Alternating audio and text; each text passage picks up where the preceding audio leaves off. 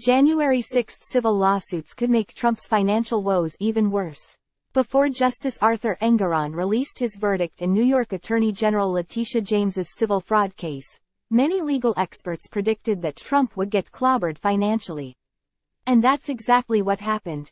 On Friday afternoon, February 16, Engoron ordered Trump to pay almost $355 million. But when interest factored in, that figure increases to $450 million. Engoron's decision comes after two separate civil defamation lawsuits by former Elle Magazine columnist Carroll. Read more. Trump's violent fantasies take center stage in the MAGA playbook. Conservative. Trump was ordered to pay Carroll $5 million in damages in her first lawsuit against him and $83.3 million in the second one. Between James's case, including the interest, and the damages in Carroll's lawsuits, Trump owes over $535 million. According to Forbes's Allison Durkee, those aren't the only civil cases that Trump needs to be worried about. In an article published on February 19, Durkee explains, former President Donald Trump now owes more than $440 million before interest in civil court fines after being ordered to pay more than $354 million Friday in the civil fraud case against him and his company, and it's possible more damages awards could be coming as the ex-president faces more civil cases seeking to hold him liable for the January 6 riot.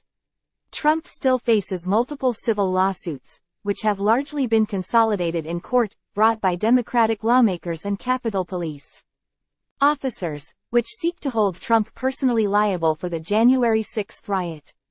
Durkee adds, those cases are now moving forward after federal district and appeals courts refused to throw them out, rejecting Trump's argument that he has immunity, because the allegations stem from actions he took as president. Read more. Judge Engoron kept a backup plan to keep Trump from any funny business. Ex-prosecutor Durkee notes that the January 6 civil cases are moving forward again in federal district court after appeals courts refused to throw them out.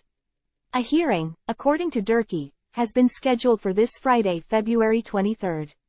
Trump has denied the allegations against him in the civil January 6 lawsuits, accusing Democratic lawmakers in his motion to dismiss of attempting to undermine the First Amendment by bringing this lawsuit, based on their long-standing and public grudges against President Trump, Durkee reports.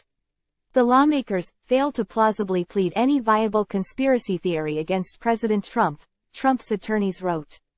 The ex-president has continued to insist ex-presidents have absolute immunity, even as courts have rejected his arguments, claiming such immunity is necessary even when their actions cross the line.